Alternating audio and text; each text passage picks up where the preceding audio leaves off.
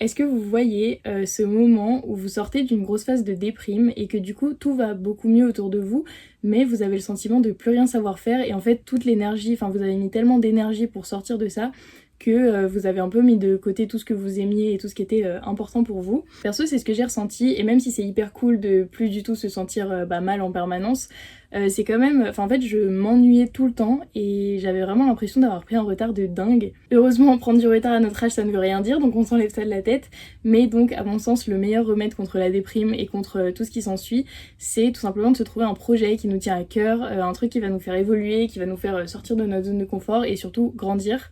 Donc aujourd'hui on fait mon vision board de San Francisco ensemble. Avoir un projet ça aide à retrouver la motivation, l'envie. Donc la première étape c'est de tout simplement trouver ce qu'on veut réaliser. Que ce soit un truc hyper ambitieux ou quelque chose d'un peu plus simple, c'est pas grave.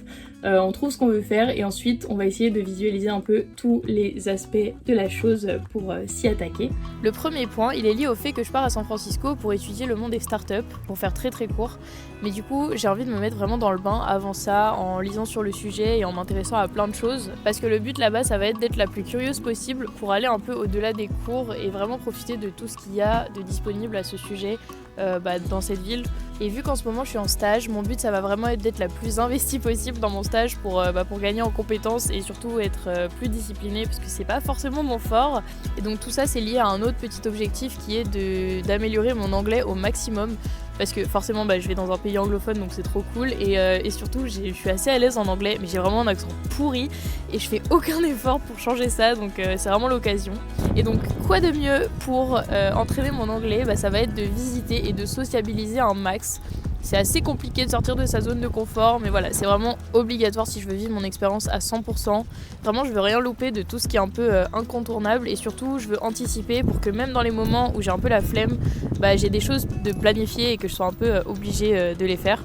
Le but c'est qu'il n'y ait pas un seul jour qui passe sans que j'ai fait un truc intéressant ou qui me sort de ma zone de confort et que je vais adorer pour sûr. Parce que ça va passer vite et je veux pas rentrer à Paris en me disant mince j'ai un peu gâché ce jour-là ou là franchement j'ai passé une semaine à rien faire d'intéressant. Et donc comment être sûr que je vais pouvoir faire tout ce que j'aurais planifié? C'est tout simplement de me sentir bien, d'être en forme et ça passe par beaucoup de choses, surtout en ce qui concerne le sport. Donc c'est pour ça que je me suis inscrite pour faire une séance d'essai dans la salle à côté de mon stage et que j'ai même pris mon abonnement maintenant. Parce que du coup pour vous expliquer un peu, il y a quelques mois je voulais absolument m'inscrire à la salle, sauf que tous les tarifs étaient pas du tout intéressants vu que c'est souvent avec engagement et que vu que je pars, c'est un peu débile de m'engager sur un an alors que je vais louper plusieurs mois.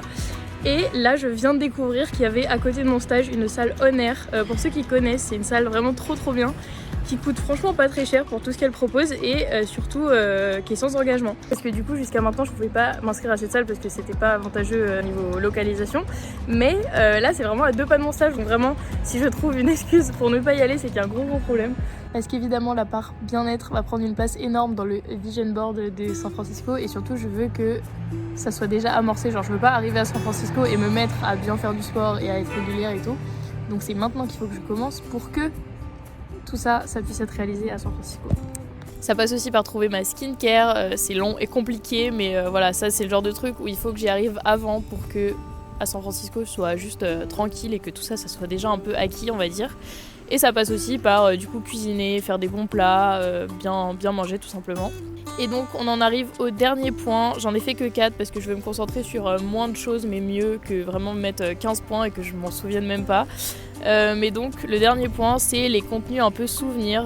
De base j'ai recommencé à faire des vidéos pour m'entraîner un peu dans le but de faire des vlogs là-bas qui vont me servir un peu de journaux vidéo on va dire.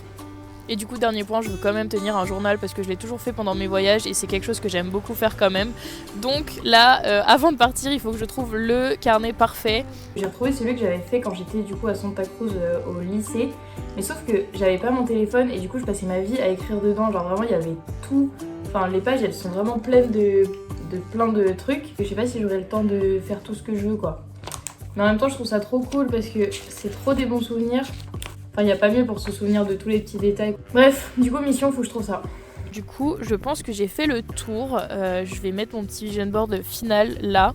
Je trouve ça cool de pouvoir avoir un visuel de toutes ces idées-là. Et pour une fois, je vais essayer de vraiment l'imprimer et de vraiment l'incorporer dans je sais pas, genre le fond d'écran de mon ordi ou quoi, pour que ça rentre et pour que ça serve à quelque chose. Donc voilà, c'était ma petite vidéo vision board, j'espère que ça vous aura plu. J'ai un peu galéré à trouver mon rythme, enfin je galère à trouver mon rythme parce que je suis en stage en ce moment, du coup je passe la plupart de mes journées au travail. Donc c'est un peu plus compliqué de trouver le temps, mais je ne lâche pas. J'espère que ça vous aura plu et on se retrouve pour le prochain épisode très bientôt.